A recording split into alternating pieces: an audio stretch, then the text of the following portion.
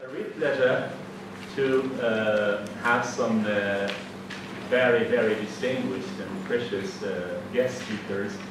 This morning we had a very insightful presentation given on Moroccan writers in diaspora using different languages, not only French, but other languages to express what is Moroccanness. This afternoon we have Hoenselaars from University of Utrecht, Netherlands, who will be speaking on Shakespearean perspectives, Britain, Europe, and the world. Last year, all over the world, people, universities, and countries and institutions were celebrating the 400th anniversary of Shakespeare's death. Today we are celebrating it a year later, but it's better late than never. I think this event also confirms that Shakespeare is still our contemporary. He died a long time ago, but still he is very inspiring people all over the world because of the pertinence of his work, because of his genius, because of all the issues that he has been, that his work actually raises, and how readers and critics and filmmakers and just ordinary readers have been enjoying and learning from. So this moment is again a very precious moment because most of the students here have been following lectures on Shakespeare either with me or with other professors. And so this will allow you then to maybe see or learn about Shakespeare from a different voice coming from Europe. So Hoenselaars is an authority on Shakespeare because he produced so many books and articles on Shakespeare. And so today you have indeed the privilege to listen to him give such a lecture on Shakespearean perspective. Of course, the point is not only to understand what Shakespeare's work meant to Britain or to Europe, but also to understand what Shakespeare means to us as Moroccans or Africans or Arabs or whatever. Because I believe that Shakespeare is also a universal playwright who communicates with us all, either in Arabic or in English or in other languages. In Morocco, Shakespeare was translated a long time ago, and in Morocco, Shakespeare was performed so many times in plays, etc. And so today we will try to learn more about this very enigmatic but very insightful playwright called the Bard or the Great Poet. So I would like you to join me all and applaud Hoenselaars first for coming to share with you this moment and for bearing the heat of Morocco, because he's not used to such a heat. So thank you very much, Professor.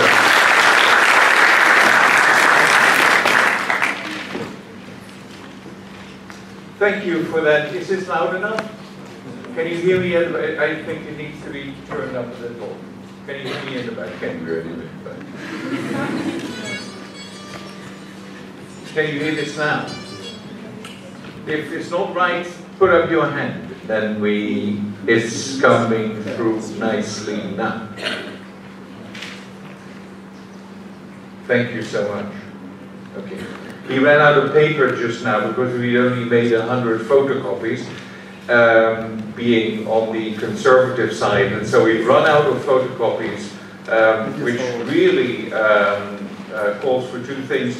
First, to welcome everyone here this afternoon. It's a hot afternoon by any standard, and I think it's marvelous to see an auditorium as full as I have here of you. So welcome, and the second point to make is this, namely that if you want to read along later, share the text that you have there with your neighbor.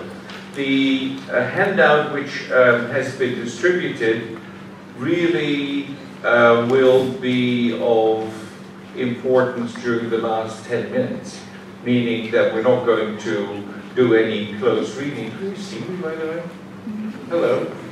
Could someone, can we remove this? Am I doing something very Is this revolutionary?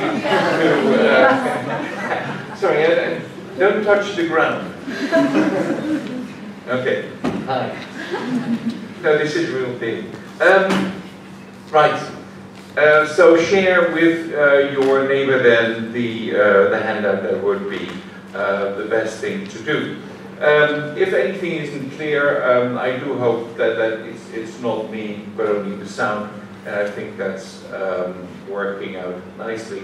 If you're standing there in the doorway, do feel free to come in. The air conditioning's working also for you. Right. So here is my my talk, which I was invited to give, and very many thanks to the University of Magnes for the invitation.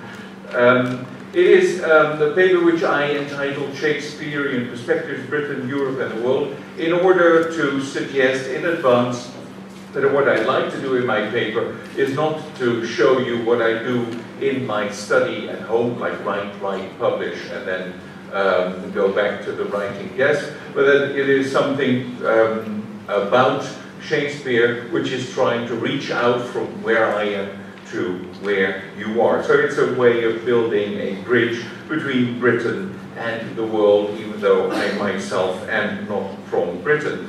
The lecture or the paper which I want to present basically came to pass because I've been doing Shakespeare all my life, and I've been interested in European Shakespeare all my life, meaning Shakespeare in different countries, but also in different European contexts. Not because I am not interested in the world beyond, but because I only have 4 or 5 languages, and it's very difficult to travel, even in academia, if you only have 5 languages, so you stay a European. But it's my interest in European Shakespeare, how Shakespeare has been constitutive, how Shakespeare has played a part in making Europeans think about themselves. In other words, how much Shakespeare there is in the idea of Europe, which, as you also know, is very much being contested at this very moment.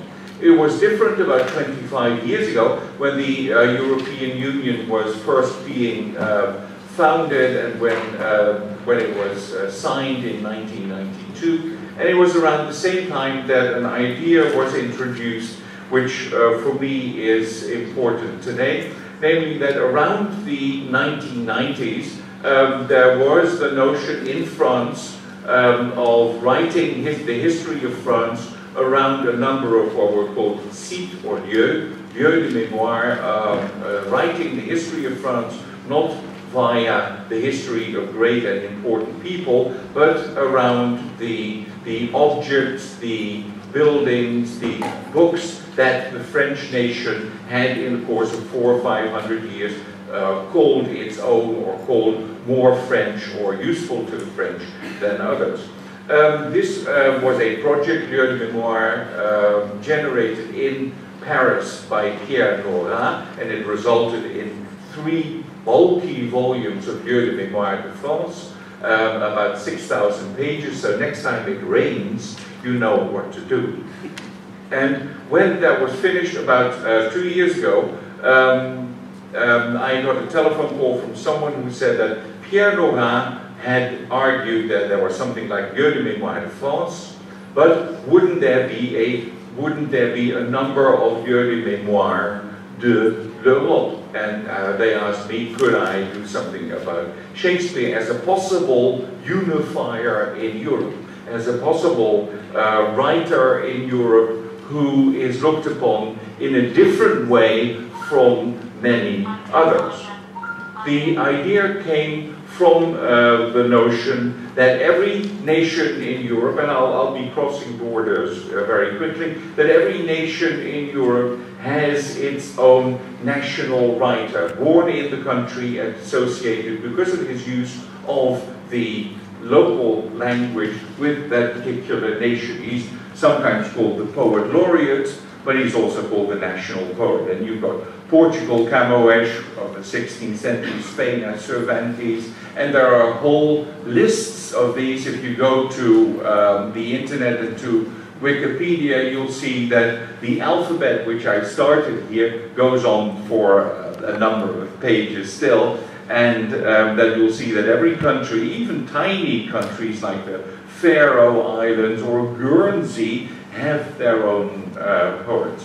I've, because of my position in the world, always been very much interested in these two. This is an exceptional case, and therefore exceptional cases are always very interesting. This is the German couple, Johann Goethe and Friedrich Schiller, who, who for Germany have been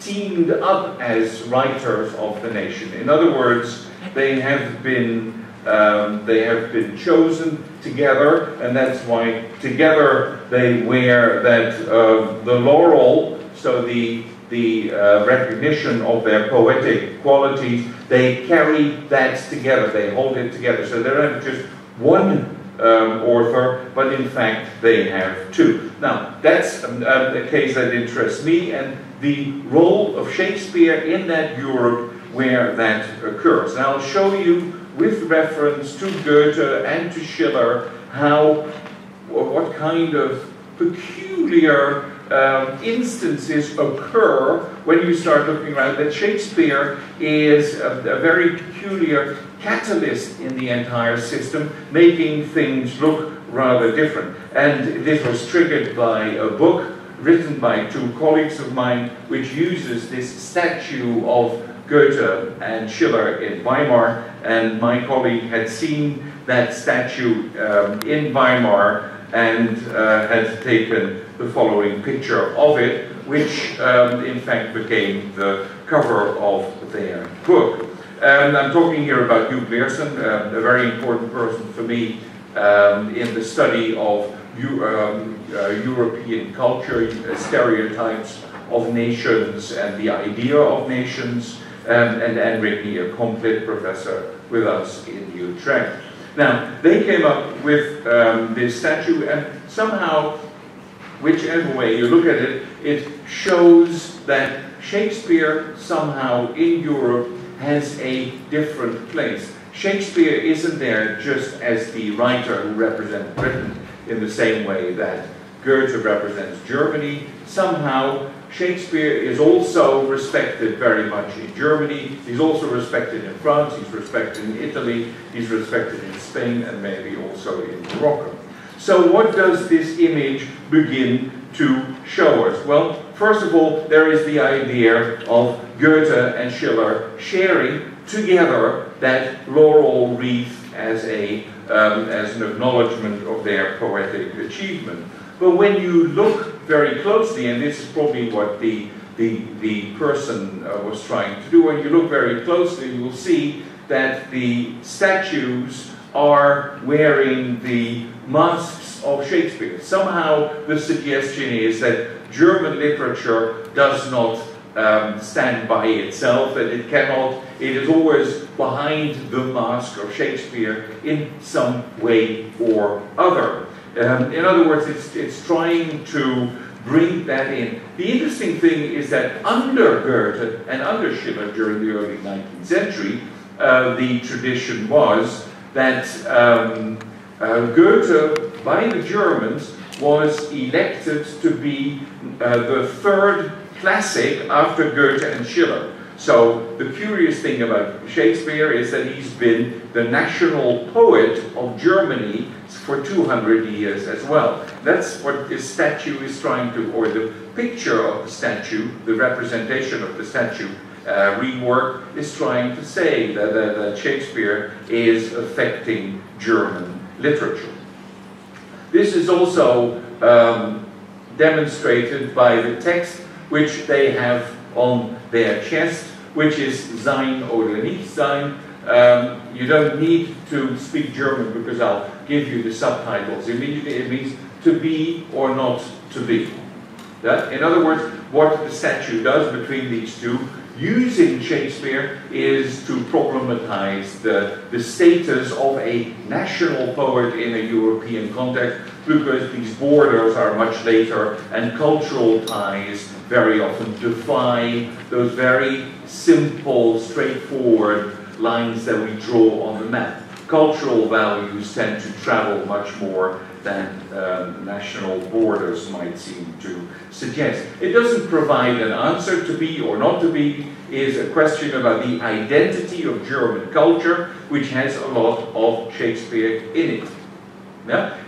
I'm not saying that this is the end of the story, but I'm trying to say it's the open end. That is the question. What can we say about a Shakespeare who's part of a system and who everywhere rears his head and makes things difficult? As Hugh Learson and Rigney together have remarked, Shakespeare in Europe has emerged, and that's why he's everywhere, why he is ubiquitous. Shakespeare has emerged as a model, a benchmark for canonicity itself. In other words, he becomes a reference point. People use Shakespeare as a standard and then measure the others by that particular standard. He becomes the standard by which later national writers have been measured. This is something that started in this particular tiny example at the beginning of my paper, which started in Germany in the early 19th century, and which in fact persists to the present day to give you a more familiar image of these three writers who are still thought to be behind German culture in a significant way. It's only one example then of Shakespeare in Europe, an example of European Shakespeare. Now, with Shakespeare performing these very curious tricks in different countries, you may begin to ask what it is that that Shakespeare does. How come that Shakespeare does this? Is there something, and I'm using the question carefully, is there something European about Shakespeare? And if there is, how do we define that?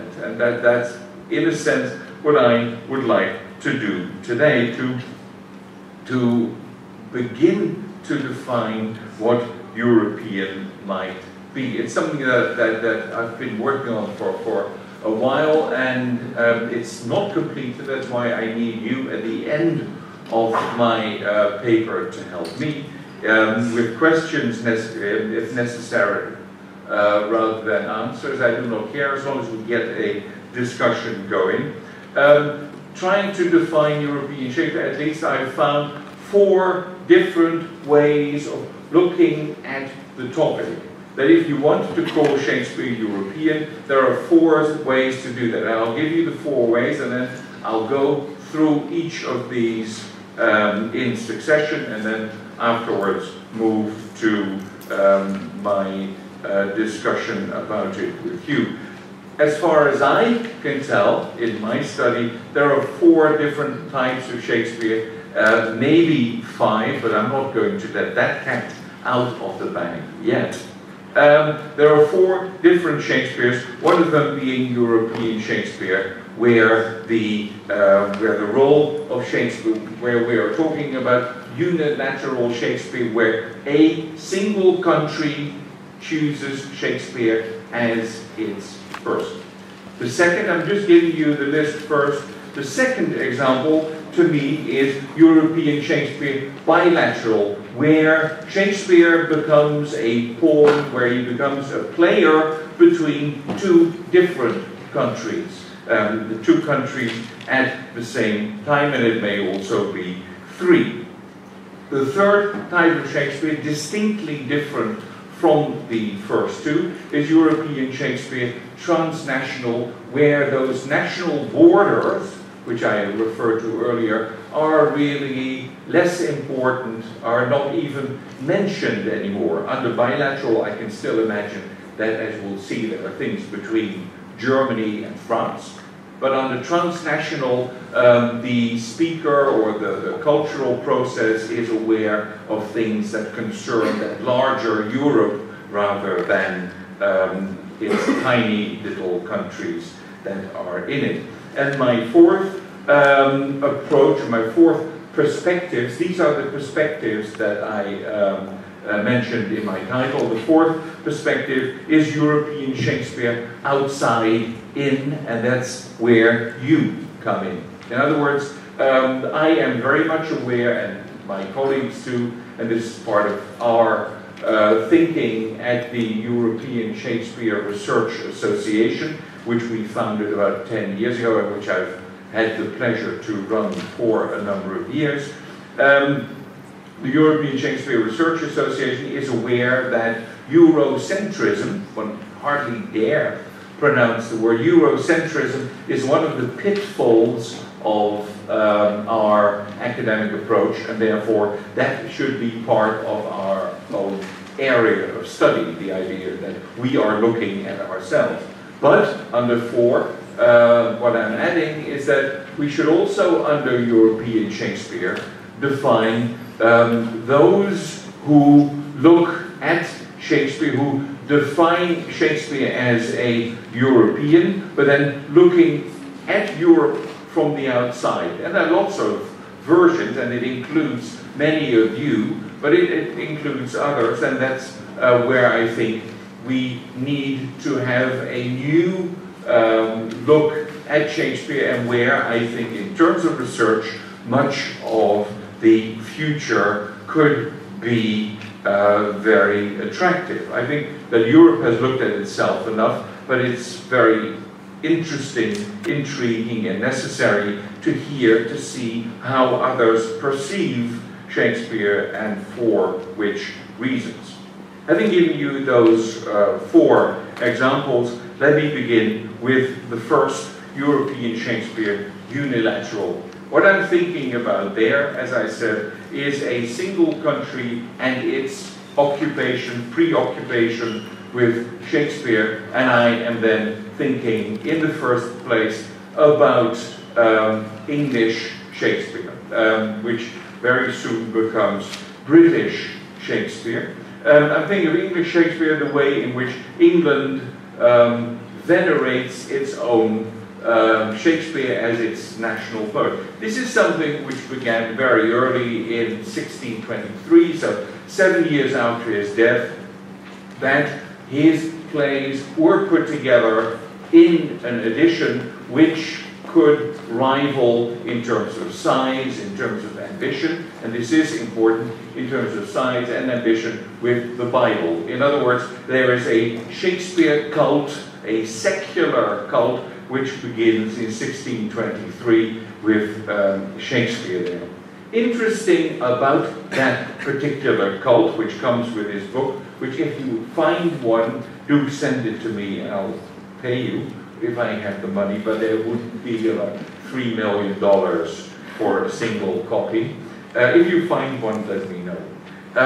As soon as that came out, it was already very clear that even that the tradition that England had with Shakespeare was also, to a large extent, Europe-oriented. And that's clear from one of the poems that's printed inside the first folio, a poem written by Shakespeare's colleague Ben Jonson, who said, "Triumph, my Britain, you have someone to show to whom all the stages of Europe owe homage." In other words, Shakespeare is so great as a British playwright that every stage, every theatre across Europe should be performing Shakespeare from now on. So even if it's unilateral, it's already thinking in the direction of Europe, so to speak. This unilateral English or British tradition very soon produces, and that makes Shakespeare unique again, produces in 1769 the first literary festival around Shakespeare, organized by a man, an actor named David Garrick.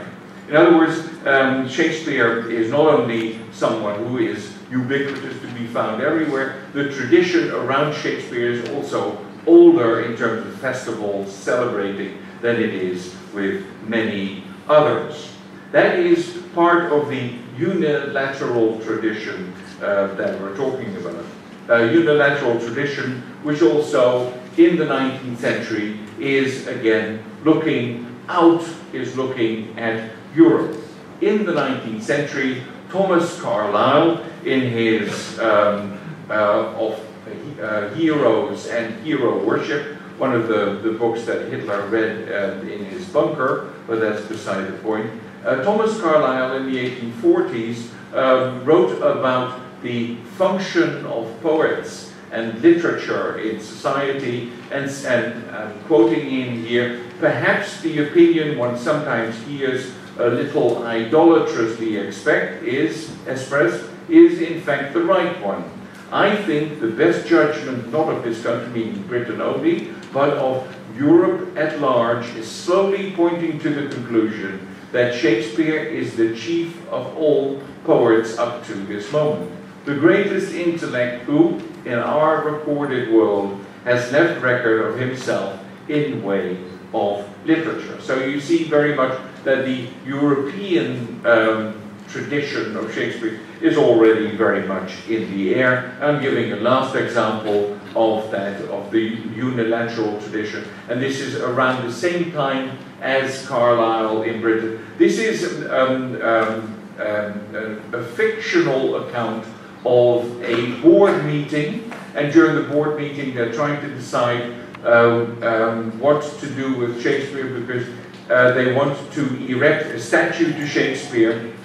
The only problem here is, in 1823, is that people at the table come from all countries of Europe, from Spain, from France, from Greece, from everywhere, and they cannot decide where this statue should be or what it should be like, whether there should be a stage or whether there should be books and so on and so forth. And the curious thing is, you see that Europe is beginning to become part of the discourse in England, and at the same time it foreshadows what cynics among us say about Strasbourg and Brussels, where the European Union doesn't seem to be able to agree on its own rules. I think the interesting part of that particular dialogue between all these representatives of Europe is not where that single statue should be. I think what it really emphasizes is that with a continent like Europe, consisting of so many different nations, you have a lot of different Shakespeares. That there is not a single Shakespeare, and that we should perhaps learn to appreciate different manifestations of Shakespeare as they occur, rather than trying to put them all onto the same geographical heap. So European Shakespeare is made by those who are concerned with it. So there's a Greek Shakespeare, there's an Italian Shakespeare, a Dutch Shakespeare, you name it. That is my first category, the unilateral category, the English category, because they own Shakespeare somehow, that very slowly is also looking at Europe for the future of Shakespeare. Ben Jonson says every stage in Europe should perform Shakespeare, and then Carlyle says, I do think he is the greatest in Europe, and then you see that very clearly. There's a difference between Britain or England as we read it in the history of Shakespeare studies, as I've just been tracing very briefly, and the way, of course, Britain now wants to leave Europe for economic and political reasons. That is a Britain that's trying to take a step back. I can tell you that for the next 10 years, Shakespeare and Brexit is going to be a very important topic to discuss, because it may well affect the position of Shakespeare in Europe, or at least the way in which he is perceived. And I can already give you examples of that, but maybe I shouldn't distract you with that. Well, maybe because we heard earlier how Brexit is changing Shakespeare, European Shakespeare. In 2016, as we just rightly heard, it was the quarter centenary of Shakespeare's death, so 400 years after his death. And my friends, and they're really my friends in Stratford, together with a number of colleagues from the European Shakespeare Research Association, went to Brussels in order to find out if the 23rd of April couldn't be made Shakespeare's Day from 2016 onwards. And so they went to Brussels and they went to all the officers of the cultural officers and tried to convince them that that might be a good idea. Obviously, with the Brexit elections, that entire plan has fallen flat, and it was predictable, or had been predictable already. But you see that the career of Shakespeare is affected by economic and political circumstances, even when the Brits think they can decide the world.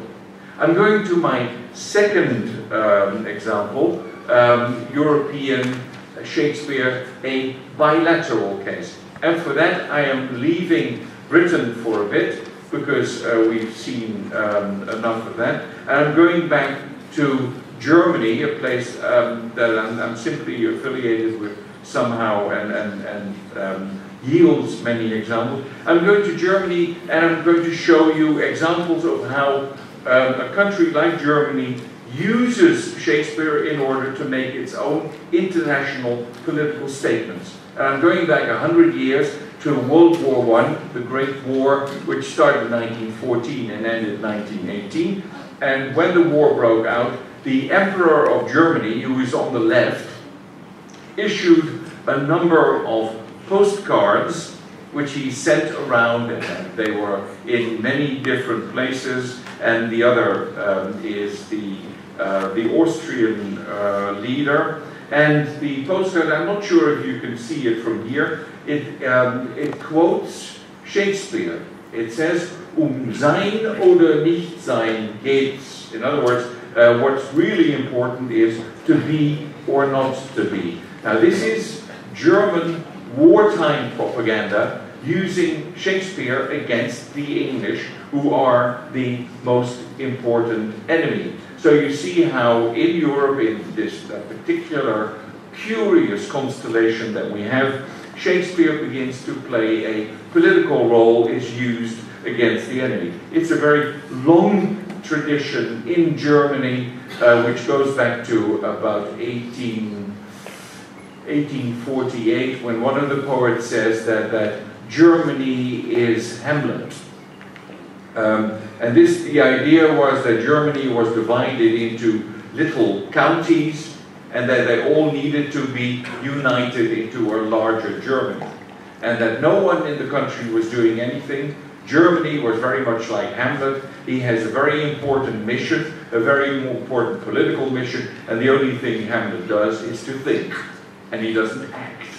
So Hamlet is like Germany, or Germany is like Hamlet. Germany has got to get its act together and to do things in order to exist. Sein oder nicht sein geht's, or as the emperor then said. Now the interesting thing when you do research into European Shakespeare, and you really see that you find the man and his work in places here, bilateral, where you wouldn't expect it. A week after this postcard came out, the French press in Paris actually responded with a cartoon and also a lot of text, responded with a cartoon and text in which the Emperor of Germany, who had said to be a Nazi and had actually played the role of Hamlet in Polyg, that the Emperor of Germany is here also made to look like Hamlet, who is looking at a skull in the graveyard. In other words, what the French were trying to argue, using Shakespeare against the Germans, was to say, well, you want to be the decisive nation in Europe, well, we think that you're actually a very poor substitute for that. In other words, Shakespeare goes out of that unilateral circuit and moves into a bilateral, or in this case, even multilateral circuit, because it's an English poet who's used by the Germans and the French respond. Yeah? So it's very much becoming part of the system. This is World War I, about 100 years ago, and since last year was 400 years ago since Shakespeare died in 1916. So in the middle of the war, Shakespeare was also actually celebrated, although not excessively, and again it created a number of moments between France and Germany. For instance, this is the Paris statue, the Paris Shakespeare statue, which in 1916 became a focal point, a lieu de mémoire, for those who supported Europe against Germany. The speeches read at the statue in 1916, so 100 years ago, were in the case of a struggle against barbarism, meaning a struggle against Germany. One cannot have too many allies. In other words, you cannot have enough allies. Let us bring the Brits in. This is a statement, a French statement of alliance with Britain against the Germans. This then develops into something more grim in 1941, when that statue, and I'm sure you haven't seen this statue in Paris ever, when in 1941, when the Germans ruled France together with the Vichy regime, I think I'm doing this right, that we have the phenomenon of the death of the statues and the disappearance of Shakespeare from the Paris scene by the German and Vichy government. So you see how Shakespeare is used as almost as a pawn in a chess game and used to define political relations and to make the relevant statements at the time. I'm going to my third point in my subdivision of Shakespeare, which is European Shakespeare as a transnational phenomenon. So not between one or two well-defined nations, but beyond. This is something you very much find during the 20th century, after World War I, and also after World War II, when there is an attempt very clearly to use Shakespeare as someone who will reunite the countries, how Shakespeare produces a spirit that may bring other people together. Transnational Shakespeare, they're not about individual countries, but about that continent called Europe, which not everyone likes, but is there anyway. One of the writers on transnational Shakespeare was the French poet and philosopher Paul Valéry, who actually wrote of Europe in the character of Hamlet. Basically what he thought Europe was, that Europe was like Hamlet, looking at a cemetery, looking at the bones of all those who had fallen in World War I. And this is what he wrote in 1919, immediately after World War I. He's describing Hamlet, who is standing, who is looking at the world from an immense terrace of Elsinore, that's in the play, which extends from Bâle to Cologne and touches the sands of Newport, the marshes of the Somme, the chalk of Champagne, and the granite of Alsace. I am describing, he says, Hamlet, so imagine a character looking with his back towards Russia, but towards the North Sea and the Atlantic Ocean. Hamlet of Europe, who is looking upon millions of ghosts at the battlefields of World War I Europe. But he is an intellectual Hamlet, and he's looking at the deficit and at the bankruptcy of Europe. He meditates upon the life and death of truths. And if he picks up a skull, it is always a famous skull. Hamlet hardly knows what to do with his skull. So the bankruptcy of Europe, the intellectual crisis of Europe after World War I is captured using Shakespearean imagery. This also happens later in the century, and I'm just going to show you the quotation, but moving on because of time, that also in 1977, that image of Hamlet looking at Europe is again surfacing in the discourse of Europe, in a transnational discourse, in order to talk about the state of Europe. And the most important one is your neighboring country's great philosopher Derrida, who in the Spectres of Marx actually reuses the image of Paul Valéry, used also by Heiner Müller, the idea that he is looking at of Marx and Marxism and communism, Marx as a reader of Shakespeare, as an admirer of Shakespeare,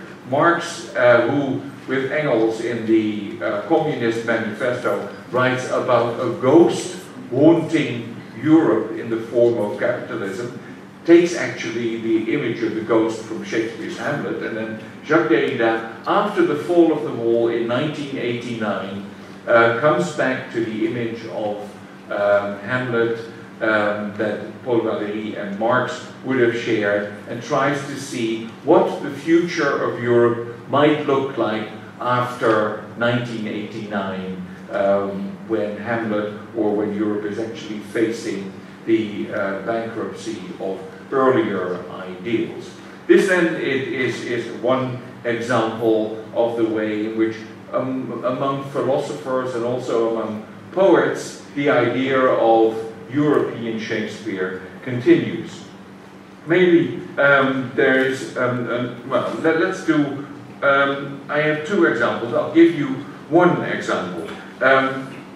One I tell you that you can look up yourself, which is the short novel by Vercors, World War II novel, Le Silence de la Mer, which is between Germany and France, but at the center is Shakespeare and European culture very, very prominently. But I would like to go to another place, which is this, just to show you how European Shakespeare works. Somehow European Shakespeare, at least in my perception, always has to do with war, but I can't help that either. This is then the final example of transnational Shakespeare. This is an image that Ima and I took at the battlefield of Agincourt. And Agincourt is a battlefield in northern France where the English king and the French king met in 1415, so quite a long time ago. This is northern France, and this is the museum at the battlefield. And what you see is that the architecture of the battlefield, where the battle took place, that Shakespeare kept alive in his play Henry V, that the architecture of the battlefield is after the arms used by the English soldiers. Yeah? Now what you see about in the roof of the museum is they are long bows with which the English won rather than the crossbows with which the French lost. So you see, even in the country that lost the battle, it is representing the battle with reference to Shakespeare and giving the English their due. The European relevance is this, that this museum was only built after an application from a school in France and a school in England. In other words, as you know, Brussels is doing funny things and having funny plans in order to bring enemy nations together. But this particular school said, in the spirit of Shakespeare, we, as an English and a French school, are going to work at a museum in France, a Shakespearean history kind museum. So much for that example of European Shakespeare, where it isn't so much individual nations, but where it is a European spirit, in this case, of peace that determines where action takes place. I'm going to my fourth subdivision, my fourth category of this afternoon, which is European Shakespeare outside in. We looked at unilateral, bilateral, and transnational, but maybe outside in is the new place to go. As I suggested earlier at the beginning of my talk, there is a very clear awareness of, among European Shakespeareans, of Eurocentrism, that we may be looking at our own author, but may also be soiling our hands and not be objective. European Shakespeare, therefore, is not only how we, or I, define it, but it's also how those outside Europe who read, see, and watch Shakespeare themselves perceive this author. In other words, if I were to ask you what you think of Shakespeare, that's a very vital and a crucially different perception of Shakespeare from the one that I have. It's probably going to be a view determined by a number of political, economic, historical events, which we may want to analyze, but that's certainly where the image of Shakespeare will look different from the way it does to me every day.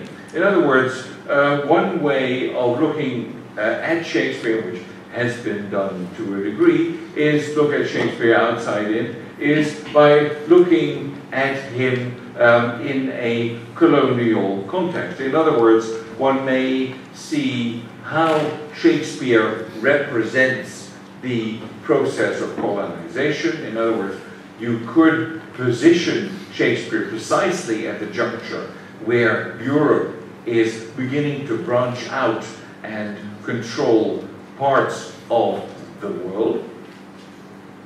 In other words, you will find it in his plays, like The Tempest, which is set very much in a place between Europe and Africa.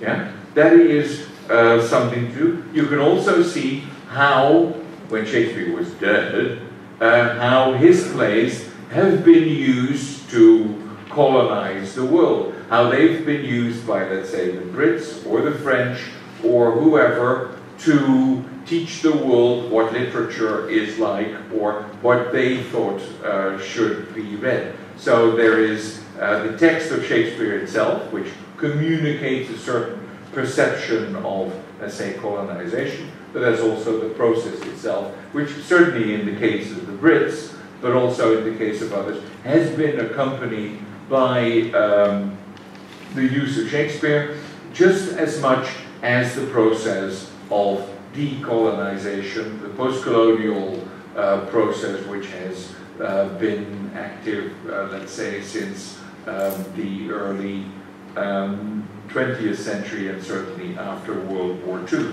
where you then find perceptions of Shakespeare like the new readings of The Tempest by Shakespeare by M.A. Césaire, where one of the characters in Shakespeare, Caliban, who is really the cannibal-like character in the play, who becomes the owner of the island, which he wasn't at the beginning of the play. And with the reappropriation of the island, we see there is, as in the case of this slide, an appropriation of Shakespeare. In other words, you don't take Shakespeare for what he is, or for what the Brits say he is. You take him yourself, you rewrite him to produce your statement about Shakespeare as a European writer.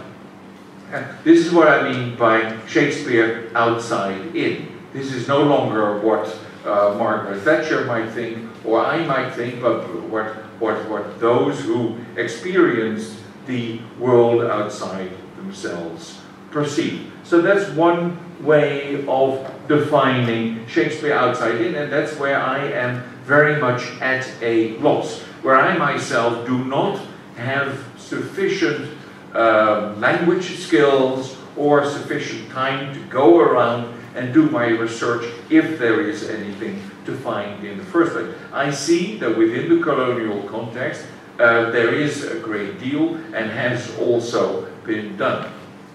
I see there is much to research, but I can't do it myself. So there's this post-colonial image of Europe, of European Shakespeare, which may not be so favorable, but it is part of that European lieu de mémoire. Another example is what I call refugee Shakespeare. I've been working on Shakespeare behind barbed wire, in internment camps and in prisons for quite a while now.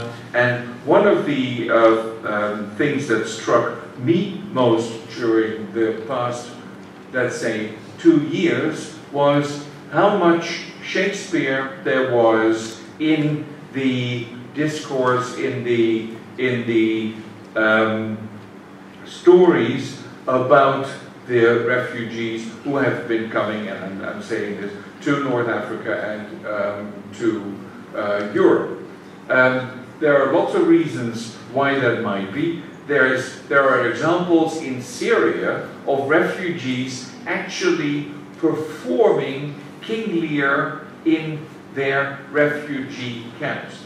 Now, these are big things to look at, because the question is, why perform King Lear under those very circumstances? Isn't it much nicer to do a Midsummer Night's Dream or a Twelfth Night?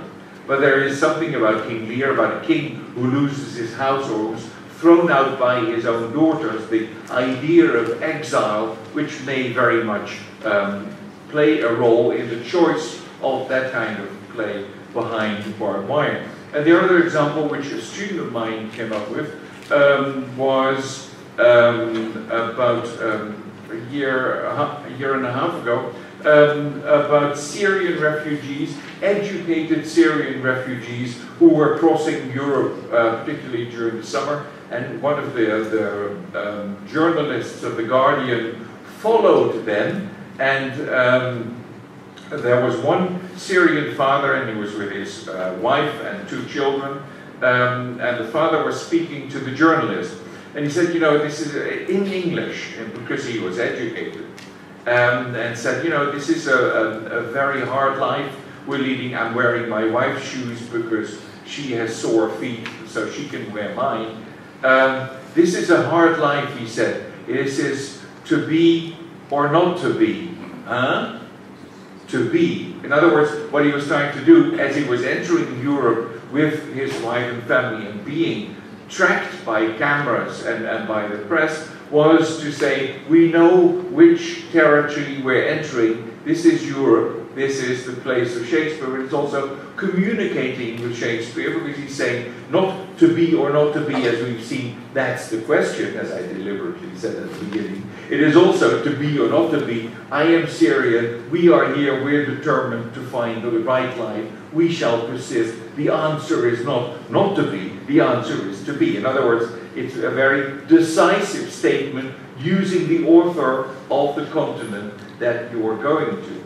And it's a very complex phenomenon which belongs with European Shakespeare. This is the way in which one Syrian refugee perceives the continent that he is going to. This is how he feels he needs to communicate with a Guardian journalist. Yeah? That to me is also part of European Shakespeare.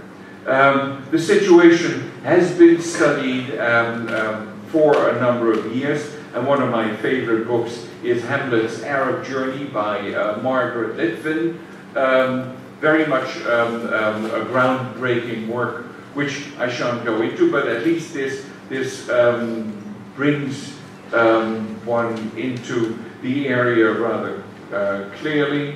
And my final example, and that brings us to that handout, which not everyone has, but many might, which is the phenomenon, and that's bringing it to you, the phenomenon of Shakespeare outside in, the phenomenon of Shakespeare representing Africa, of Shakespeare representing African characters, and the attempt then to see how this is perceived by you. That's part of European Shakespeare. A number of you have been spending a number of weeks on Macbeth. I've been told this is going to be part of the exam. Sorry. But did you leave Macbeth for the time being, then it might be useful to look at the play The Merchant of Venice, the play in which, to simplify the plot a bit, there's a woman who can be won if the men who want her choose the right casket. So the woman is there are 3 boxes, and everyone who comes has a choice, and they have to choose the right box. 1 box is made of lead, 1 box is made of silver, and 1 box is made of gold.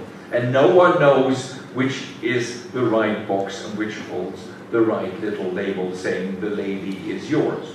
What we see in the play is how suitors, would-be husbands from all over Europe and beyond come to Venice, where the play is set, and try to win the woman for herself. One of them is the Prince of Morocco. I have to disappoint you if you still had hopes. No, he does not get her. No?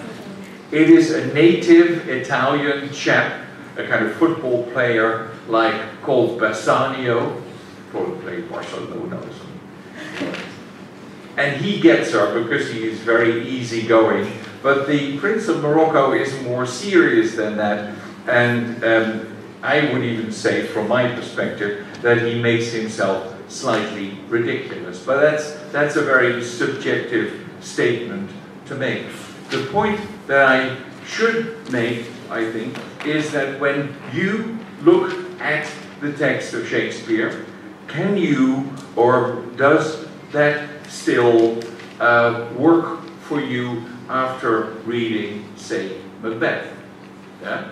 To me, when I read this, and I'm not here to ruin your image of Shakespeare, when I read The Merchant of Venice, when I read Morocco, then somehow it confirms to me that, of course, Shakespeare deserves his reputation, that there is a great deal to be admired, but that we always have to be careful that if given the time, it is important to recognize that he's very sexist, that he's very pro-male, that he's very, well, anti-Semitic, although the term didn't exist yet, and that he is also considerably racist, using terminology uncritically, where one might have imagined a greater deal of rapport or a more critical stance. If you look at the handout, if you have that in your, if you've been lucky to get hold of one, I do think, I mean, there are 2 pages, and I simply put all the scenes, the 2 scenes where he is together. When you look at those particular scenes, you'll find that it structures, I mean, Shakespeare structures very nicely, that the statement, and that's what I'll leave it with, that the statement in the opening lines when Morocco speaks for the first time, and the statement at the end of the speech, at the end of page 2, kind of frame these two meetings. The first statement that he makes when he comes in is, and you tell me if this is, you know, if it affects your perception of Shakespeare being Moroccan or other, where Morocco says when he comes in, it's already saying, please, please, mislike me not for my complexion, because I look like the sun. In other words, don't dislike me because my face is not the same tint as yours. Yeah? This is how he comes in, with probably a history of history behind him. At the end of that scene, all the way at the end of page 2, Portia speaks. The man has been very unsuccessful.